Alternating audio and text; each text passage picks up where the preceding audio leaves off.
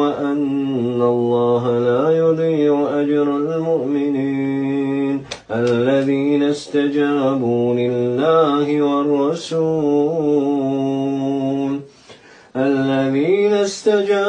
لله والرسول من بعد ما أصابهم القرح للذين أحسنوا منهم واتقوا